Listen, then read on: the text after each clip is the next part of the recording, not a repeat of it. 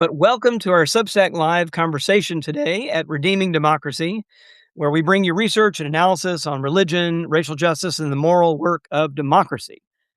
This is only the second Substack Live event we've done, but we'll be bringing you many more of these opportunities in 2026, along with weekly analysis in the newsletter and monthly author salons covering new books in this area.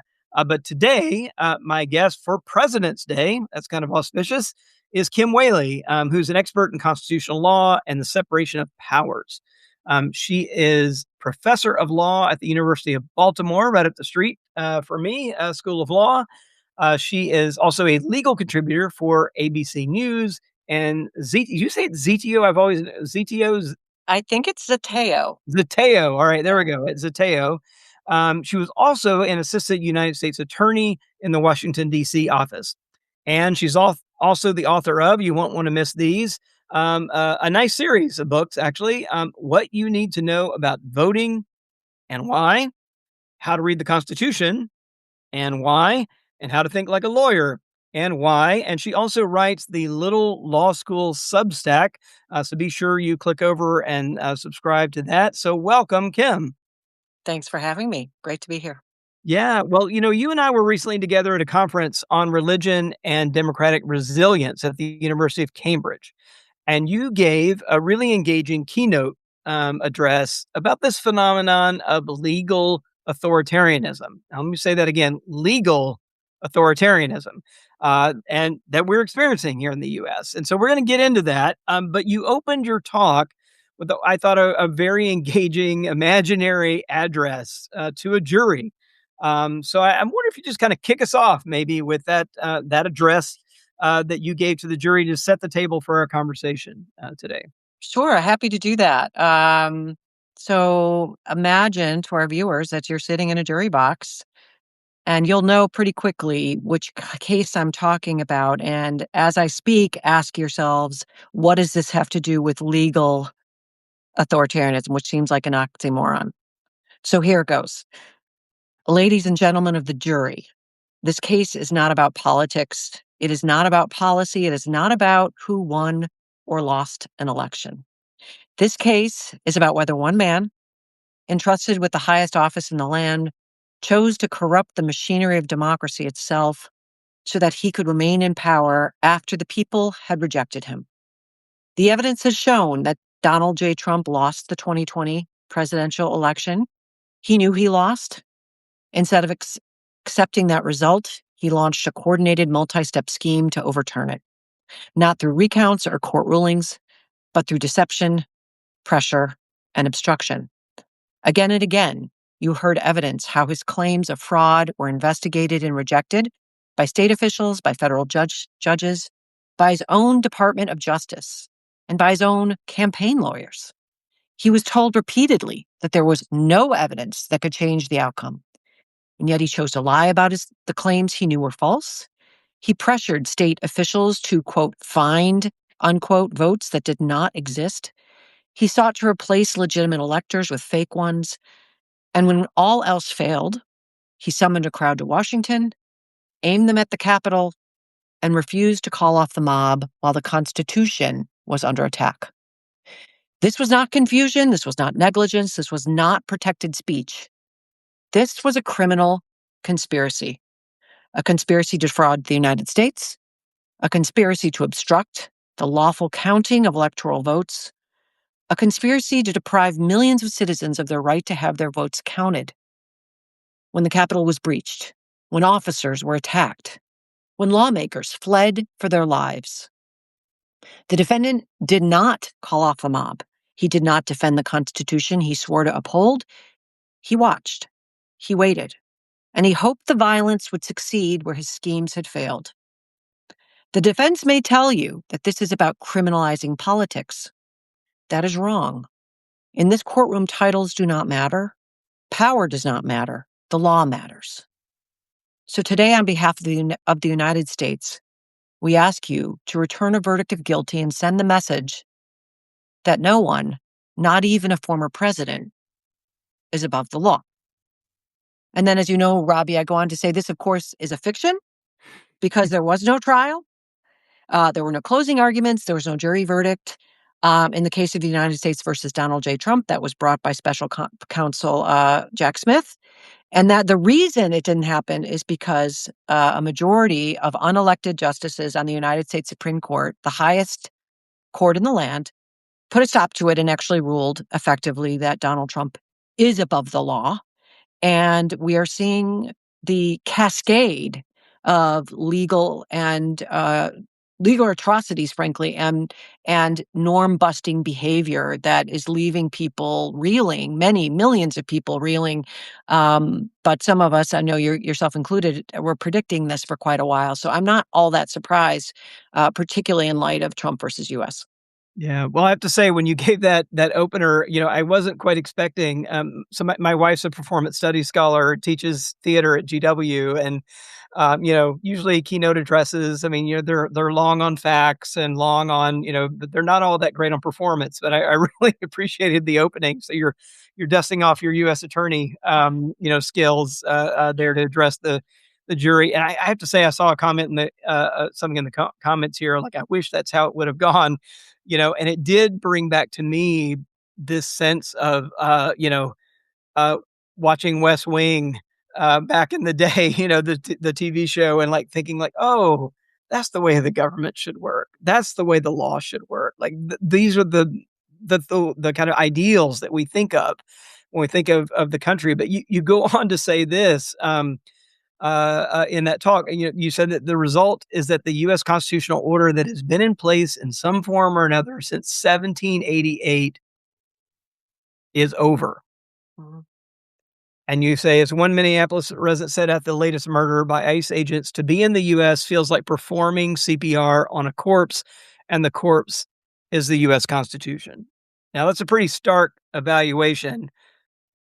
Is it really that bad? How bad is it? Yeah, it's bad. It's that bad. I mean, we will never have a constitutional order again than we had on January 20th at 11:59 a.m., 2025, when Donald Trump took office the second time. Um, and I think the thing that people don't necessarily understand about the Constitution, it seems, heady, and for lawyers and scholars and things, or historians, it's really about human nature and human behavior. And the Constitution is only meaningful if it's enforced. That is, if people worry, the president has so much power. President has the nuclear codes, has the FBI, the CIA, the entire US military, this massive multi-million person apparatus that is the federal executive branch, all this authority and power. There's incentives to abuse it. And the framers understood this. James Madison in Federalist Number 51, if men were angels, we would not need Mm. government. So the reason right now the constitutional order is over is there are no disincentives to violating the Constitution anymore. They've all gone. And they started in the first Trump administration. The impeachment failed twice for very serious allegations. That is basically not spending appropriated money to prevent Russia from invading Ukraine. Um, the second impeachment was around That January seems sort of 6th. quaint now, doesn't it? Yeah, That it does charge. seem very quaint. Yeah. And then the second impeachment was around January 6th. Yeah. And Mitch McConnell, then Senate Majority Leader, stood up on the floor and said, listen, he's the one who thwarted that for these technical reasons, and said it's the legal system, the rule of law will take care of it. And then the Supreme Court gave him immunity. So, if you know that so long as the court said, as long as he uses his official power, which you just cloak it in something official, you have somebody in the room, or there's lots of ways because the court didn't define what that means. So as long as it's dressed up on, presidential letterhead, something like that, um, he knows that he's untouchable, and he's said this. So the Constitution has now become a piece of paper. It's not functioning to restrain abuses of power. We're seeing this with the due process clause, with deporting people with no due process, no notice, no hearing, to countries where they'd be tortured or killed. We're seeing this with the Fourth Amendment searches and seizures based on racial profiling, not based on reasonable suspicion of commission of crime. We've had two onlookers, bystanders murdered in the streets. Those people are not being held accountable. We've seen many, many transgressions of the First Amendment, which is core to our Constitution. I mean, you're an expert in religious liberty. We've had, Don Lemon, former CNN anchor, who has a pending indictment against him, literally, and another reporter, because they covered uh, a, a protest inside a church that was against Donald Trump's ICE. So we're getting normalized, Robbie, to these things, and everyone, I think, is searching for, well, here's a light in the tunnel, and not understanding we are so outside the football field. I mean, we are miles away from the constitutional order. I mean, the any one of these things would have been Yeah. impeachable, history making type news, and we're just absorbing it. Yeah. I just want to pause on a couple of these things too that, you know, you think back about impeachment, how few elected officials it would have taken to convict, right? And prevent him from running for office again. I mean, it was a handful of Republicans that we needed to stand up and do that. And the truth is, I keep coming back to this. It's still only a handful of Republicans in Congress today that we need to put a stop to a lot of this, right? That could kind of reclaim the power of Congress, start kind of pulling back. We really wouldn't have to wait till the midterm elections if we just had a few members of Congress right now willing to stand up and pull it. So I wanted to ask about this kind of this term you mentioned, legal authoritarianism, which sounds not quite right when you put those two words together. But you talked about this in the address that you gave, and would you maybe just unpack that? What is it? How's it taking hold, and how is it part of how he's getting away with all of this? Well, this gets back to the United States Supreme Court, right? He put three of the justices on the court. Mitch McConnell had gotten rid of the filibuster for Supreme Court justices, which it would have required a supermajority to get them on the court, which means you have to get a more moderate candidate. Justice Gorsuch, Justice Kavanaugh, Justice Barrett were all put on with bare Republican majorities, and they're on there for life. And they have just been giving him win after win. This they call it conservative. It's anything but conservative. But you've seen the Supreme Court greenlight what they're called Kavanaugh stops, racial profiling, notwithstanding the Fourth Amendment, greenlighting, lifting the due process clause, greenlighting Elon Musk coming in, ignoring all these statutes, Privacy Act, taking our data, closing agencies, USAID, it's cost hundreds of thousands of lives. So I think in the Project 2025 document created by the Heritage Foundation, this 900-page manifesto, the lawyers worked on that for 4 years. I mean, I can say, looking at it, it's very well lawyered, and they looked at the play in the joints in the law, the places where we don't really have law because we didn't think we needed law because presidents generally either followed it, or if they didn't, that was really hidden and secret. So they exploited the areas where there isn't any law, and then it leaves people saying, wait, where's the police officer on this corner?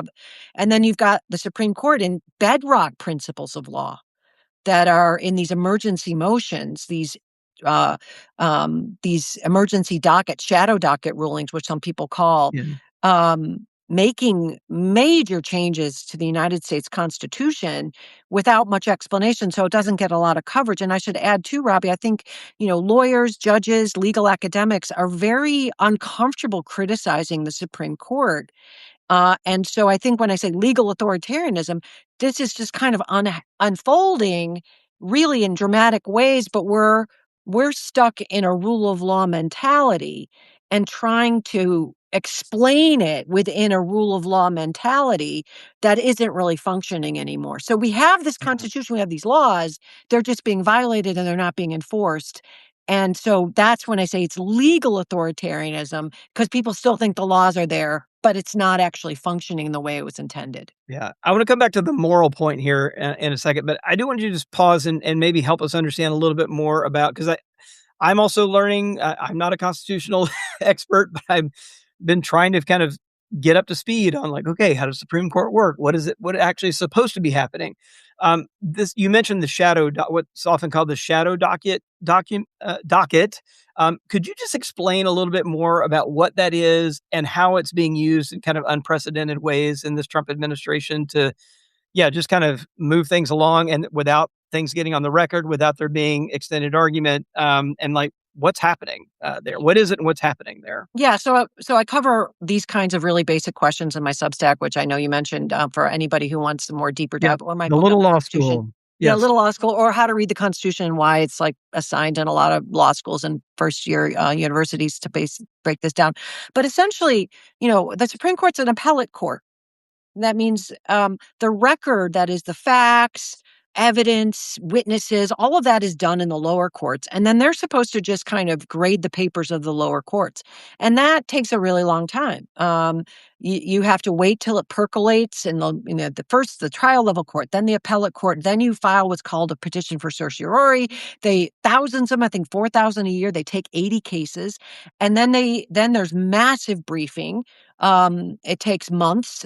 Amicus, friends of the court, file requests to, the Better Business Bureau might weigh in, or a religious organization might weigh in, or historians might weigh in. And then you have oral argument, and they produce these massive opinions. And the idea is, when the Supreme Court interprets the Constitution, it's basically amending it because it's the highest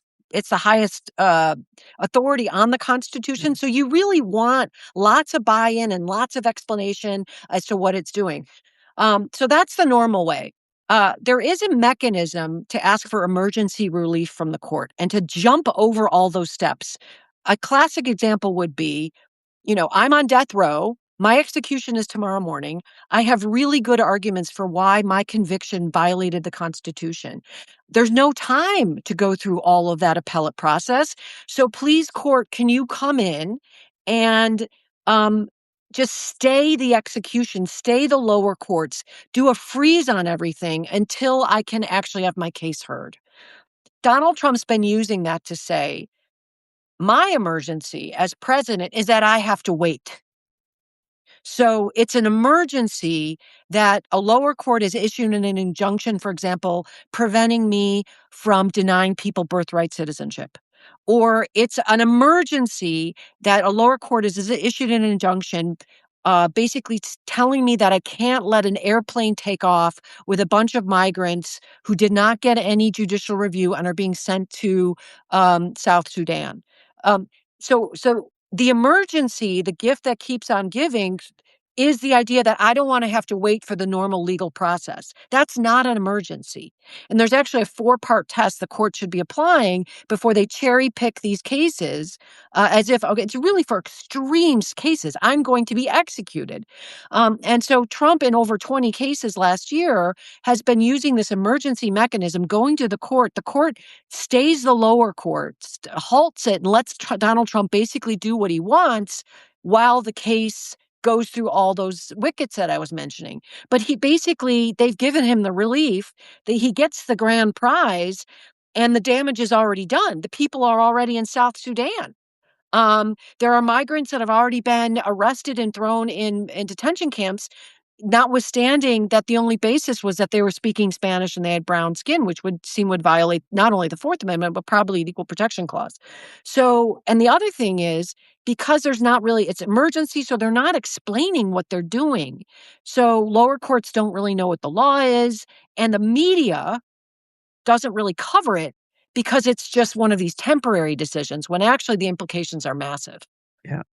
I want to pause on this. I mean, what's interesting, we've actually polled on this a bit, and what's I think kind of shocking here is how Republicans, self-identified Republicans, are such outliers from the rest of the country, right? So we talk a lot about polarization in the country, but what we really are seeing is a kind of movement of the Republican Party out of mainstream America and further to the right. So I'll just give you 2 quick examples here. So we asked about whether the federal government should be able to detain immigrants who are in the country illegally in internment camps, right? And again, as a pollster, not a question I really thought I'd need to be asking in the United States of America, but here we are, right? So we asked the question.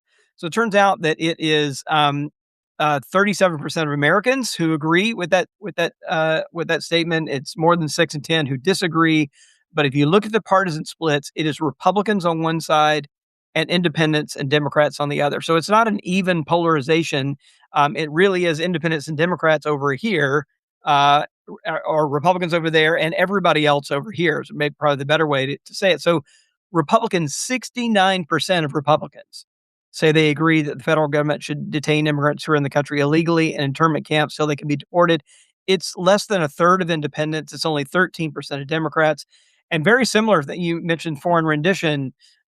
We pulled on that. U.S. government deporting undocumented immigrants to foreign prisons, and we even named them in the polling question in El Salvador, Rwanda, and Libya without allowing them to challenge their deportation in court. So we even included the no due process thing. It's less than a third of Americans who support that, but it is 62% of Republicans.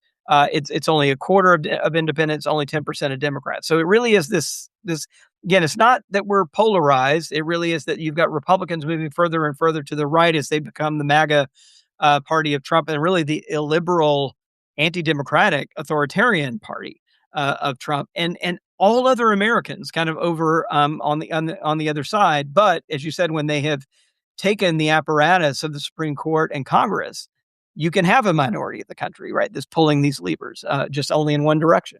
I think that was understood, by Mitch McConnell and, sort of legacy Republicans, that if they capture the Supreme Court, then you can have minority rule because, as I said earlier, people don't understand this. It takes supermajorities in both houses of Congress and in the states to amend the Constitution. It takes 5 justices. So all you have to do is get your people on the court, and they can basically amend the Constitution. I would add one other question for you. I don't know if you've asked this, but I'm curious, which is, how would people respond if instead of saying arrest migrants and immigrants and put them in detention camps, arrest dissidents, arrest American citizens? Because what people don't understand, I think maybe some do, some don't, is that, the Constitution isn't self-selecting. That is, once you suspend the Due Process Clause, once you suspend the First Amendment, once you suspend the Fourth Amendment, it's not just suspended for Democrats or immigrants. It's suspended for everybody. And then you've got to just hope you have a benevolent dictator. That's a really scary place to be. And, they're coming for brown and black people today, but they could be coming for you next once the structure is gone. People don't live forever. And I'd be really curious if you Yeah. just played with the words, if those percentages would be different. Yeah. So we haven't asked about that directly, but absolutely right, right? That this is where the playing field is starting, but it's not where it's going to end, for sure. Along these lines, I wanted to ask you about this. You mentioned actually in your talk, this White House memorandum that did get some press, but then of course with everything else going on, I think it didn't get sustained attention. But on the point of dissidents, and people exercising their First Amendment rights to speak out against this administration and organize against the excesses and the lawlessness of this administration. The White House issued this memorandum called, and it was has this little NSPM-7. That was really chilling when I read it. And I'm not a lawyer, but it was clear enough even to me that like what this was really up to. That directed law enforcement to investigate and uproot organizations promoting anti-fascism and, wait for it, anti-Americanism. So maybe you talk a little bit about that. And you've got that. You've got concentration camps being set up with this $75 billion bill funding ICE. What dot should we, or what line should we be, or dot should we be connecting here between these things? Yeah, so people are, I think, looking for, as I mentioned, lights in the end, in the tunnel. And they've said, okay, that NSPM-7 came out, and we're not seeing a lot of arrests of journalists. There's been a few. There've been vindictive prosecutions, but they failed. The courts are holding. Grand juries aren't indicting.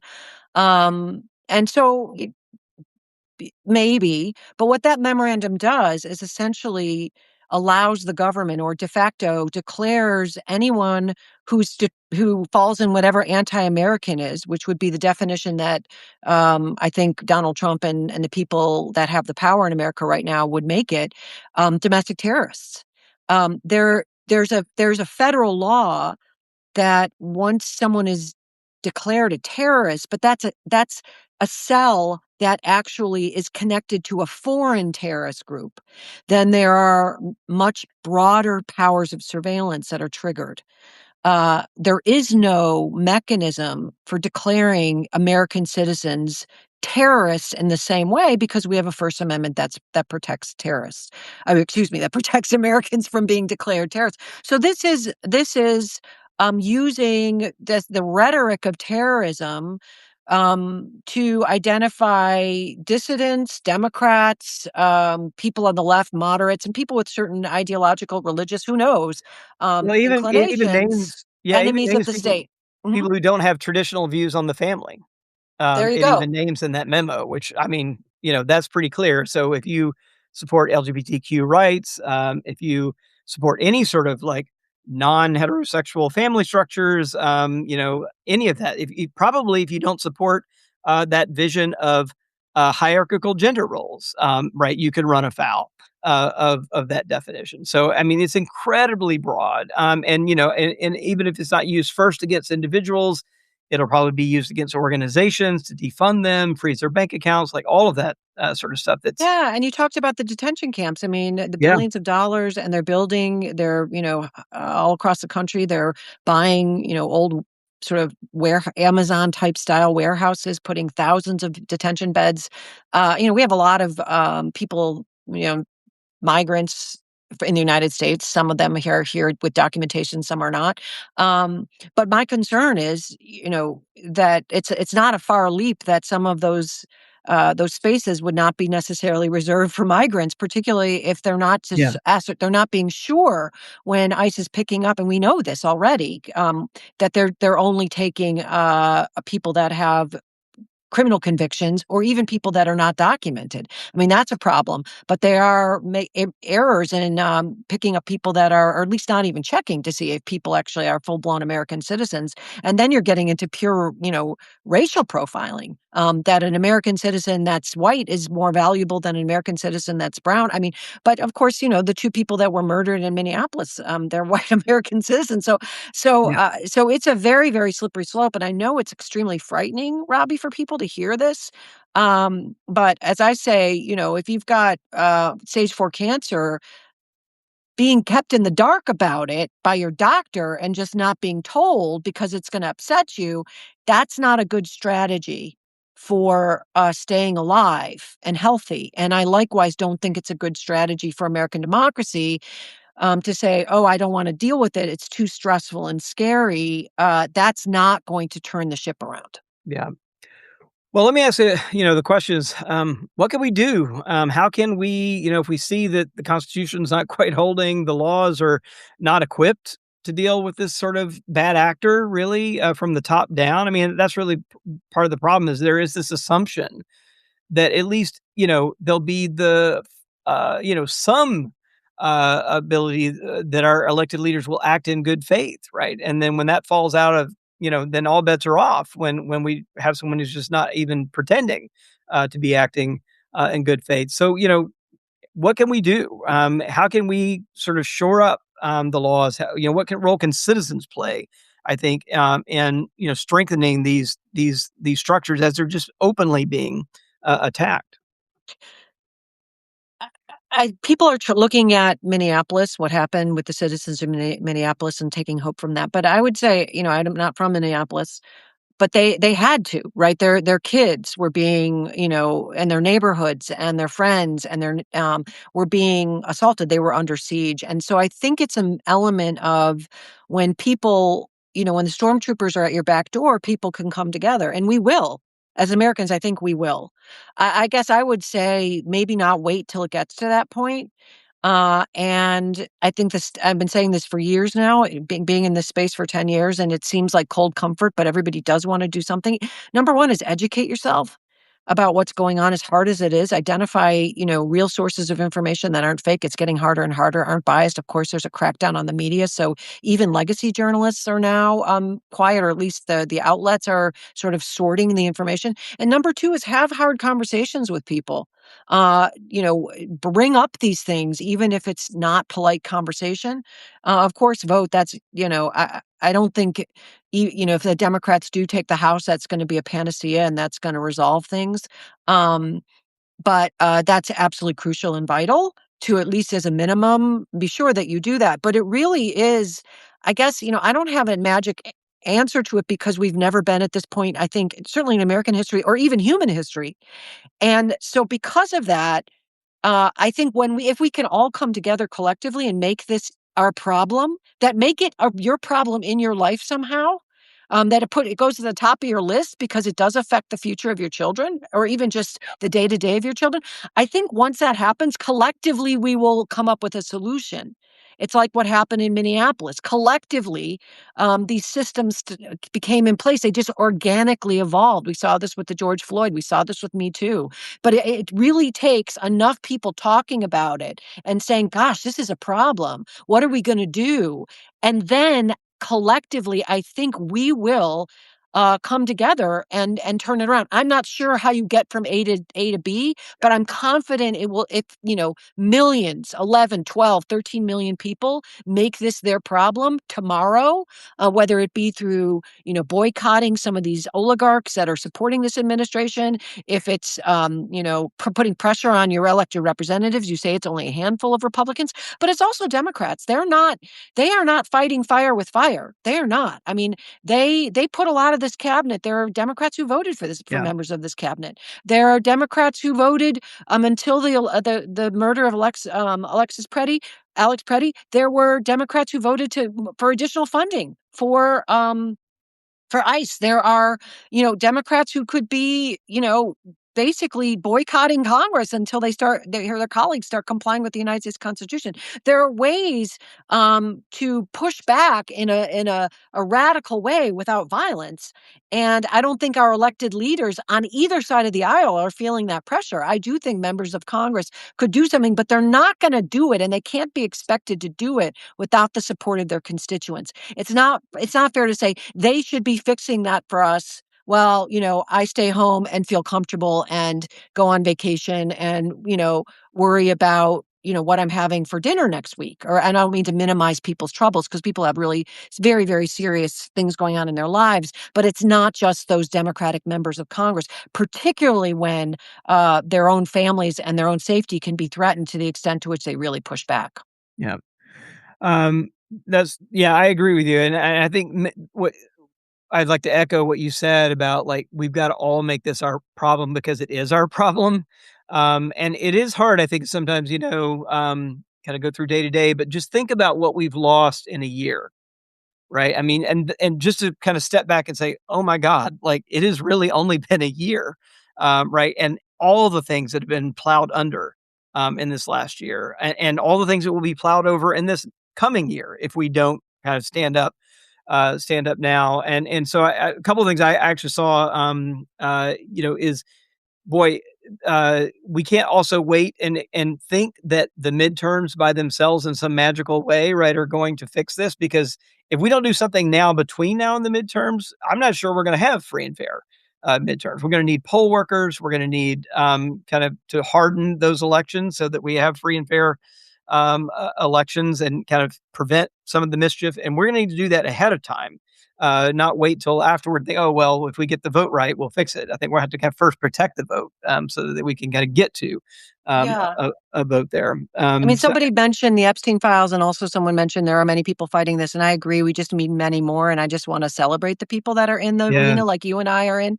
But I just want to make a point about the Epstein files, which is that the stuff that has come out um, is some of the most horrific uh, thing. I mean, it's not even in popular television or movies. It's so horrific and inhumane, and the level of depravity it's around children. It's just it's unspeakable. Um, that we cannot normalize that. We can't let that go into our collective consciousness as, oh, just okay, that happened, and we're just going to let it sit there and move through it. I think that's very, very dangerous, because then that becomes something that politicians and people in power just do. So I don't have an answer on that. That's a very tricky thing. But if there is something from any of these stories that you think you can tell Aunt Millie, who is still in your 62% or whatever the percentage is of the Republicans that are down for fascism, that will get them to really think about this differently. Um, I think it's worth having those conversations because we are seeing more and more people, I think, as well, saying, listen, this isn't what I voted for. I Yeah, really that's didn't right. mean that. I did not mean that. So there's opportunity for bridging that I don't think existed 2 years ago, for example. Yeah. Yeah, and the other I've said often, we gotta look for the bright lines, and there's so many lines being crossed, but, we gotta pick a few that are bright lines. Yeah, I think the Epstein files are definitely a bright line. The other one we've already mentioned, I would say, is concentration camps. Like, that should be a bright line that's easy for people to grasp, that, like, we're like, "Oh, we know what happens when we go down that road." Like, we've been there, and we took pride in being on the other side of that, right, of the liberators of concentration camps in World War II.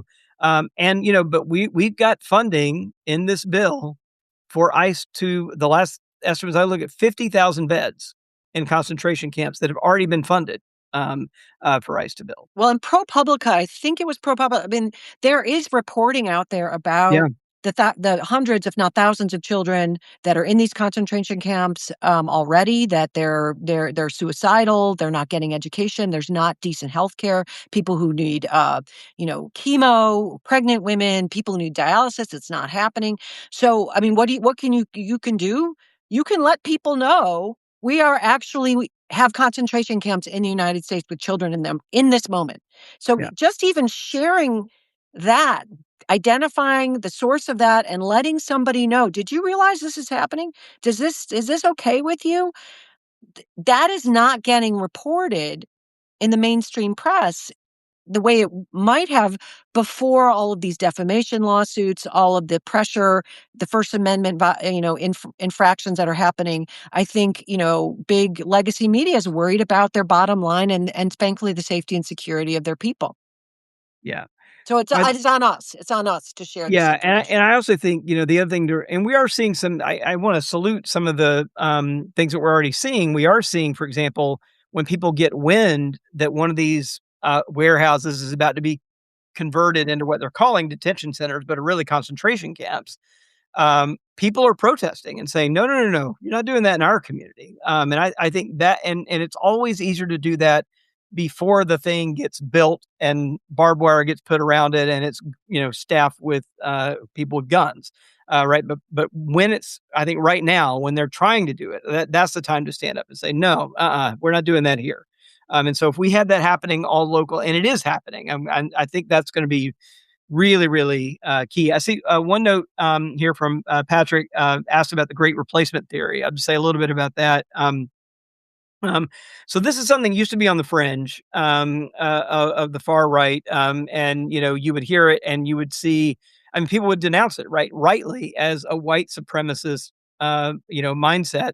Tucker Carlson mainstreamed it through Fox News, and now it's become essentially a Republican talking point and a white Christian nationalism talking point. So it basically is this idea that Democrats are bringing in black and brown people from around the world to kind of change the demographics and take over the country. And that, replacement, who's being replaced? Well, real Americans who happen to be white and Christian. Like that's basically the idea. Unfortunately, what we see again, it really is remarkable. Most Americans absolutely reject that viewpoint. In fact, it's 2-to-1 Americans reject it. We polled on it, so we've asked, do you agree or disagree? And we put the statement as it exists on those kind of on the right. It was this statement: immigrants are invading our country and replacing our cultural and ethnic background. Do you agree or disagree? Again, it's only about a third of Americans who agree with that, but it is a super majority of Republicans. It is a super majority of white evangelicals, and it's a super majority of people who hold a white Christian nationalist viewpoint. But again, it's independents, Democrats, other religious Americans, non-white Christian Americans, everybody else on the other side. And it's just this same picture. It's another way, another way of seeing this idea that really is at the core of a lot of this. Like, what is it about? It really is about preserving an America that is essentially a promised land for white Christian people. That's the worldview. Well, I would say, it's the great replacement or the great switcheroo in another way. I mean, in the last 20, 30 years, wealth has gone exponentially from the middle and lower classes to the billionaires, to the top 1%. And so, they've managed at the same time to blame the implications of that wealth inequality on immigrants and these people, when actually to Yeah. blame is the people in power in this moment, the billionaires, the corporations, and this president has profited to the tune of billions since he took office in January of 2025. That's another way the Constitution's not functioning. There are two emoluments clauses that ban, in theory, goodies to you personally for being president, and it's the United States Congress that is specifically tasked in the Constitution for enforcing that. They're just not doing it. But I think, yeah, another way that and I don't even want to say Democrats, but the anti-authoritarians, pro-democracy groups can push back is just to name some of these things. The bad guys are not the people that are working in some of these jobs that other Americans don't want to have. The migrants that are working really hard. The bad guys are the ones that are bilking the American taxpayer and making life a lot harder, but enriching themselves. And they're the ones that were standing with Donald Trump on the dais when he took office, and not just them, but others. Under Donald Trump, his first term, corporations, their taxes went down. Well, has that Yeah. gotten better for anybody? That's the great replacement theory. We're replacing people with corporations in this country. Yeah, well, it's a classic. I think somebody actually in the chat put something about Lyndon Johnson and kind of back. If we go back to the civil rights era, I mean, this was oh, there it is. Patrick put it back in there. Yeah, this classic scapegoating Yep. tactic, right? So it was black people in the civil rights movement, and now it's immigrants. In Germany, it was Jews, right? I mean, is this kind of classic scapegoating authoritarian trope? You always need someone to blame, right? And it has to be and someone to other. That's really always part of the formula that we're seeing here. And Yeah, and it's a big distraction, right? It's like yeah, shiny object, squirrel, squirrel, squirrel. So people focus on that and they don't see to the point of Lyndon B. Johnson's that, yeah, their wallet's gone. yeah, absolutely.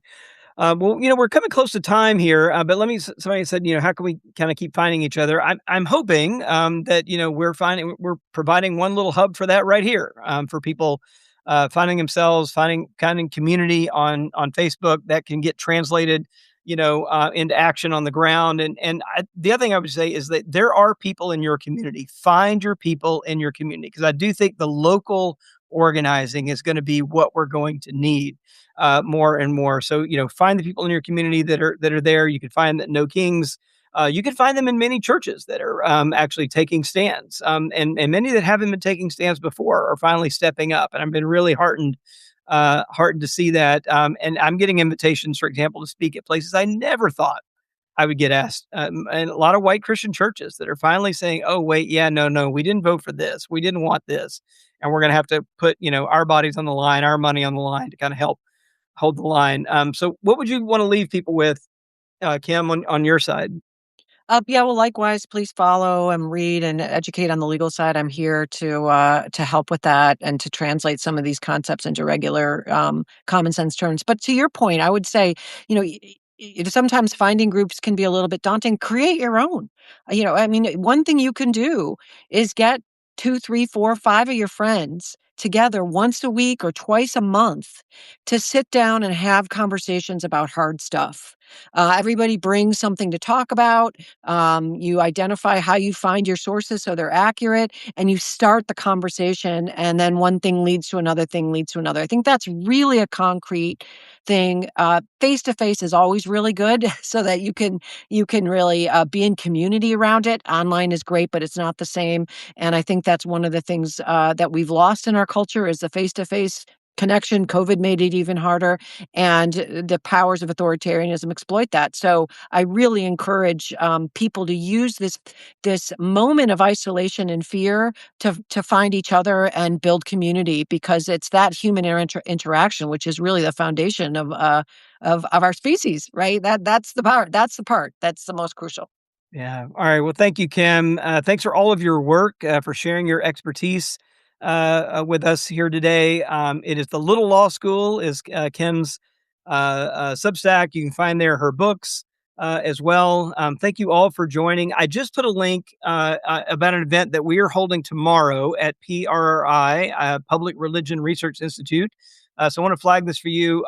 If you're interested in finding out more about Christian nationalism and the role that it's playing in this authoritarian regime, we at PRI are releasing a massive 22,000 person data set where we have analyzed the prevalence of Christian nationalism in all 50 states. So we will have maps, we will have trend lines, we will have all kinds of breakdowns of the data. That's being released tomorrow afternoon at 2 p.m. The link is in the chat. We will have as our guest Ruth Ben Gitt, author of Strongman. Many of you may have read her book. She's going to be commenting on the data, as well as Father Brian Massengale, who's a professor of theology at Fordham University, talking about the ways that this has made inroads in the Catholic Church as well. And we'll also be trying to turn it to solutions in that webinar as well. So thank you for joining us here. Always, again, the Little Law School, Kim Wehle, and hopefully you will also subscribe to Redeeming Democracy. That's my Substack, and we will do this again soon. So thanks everybody for joining. Thanks for having me, Robbie. Bye, everyone.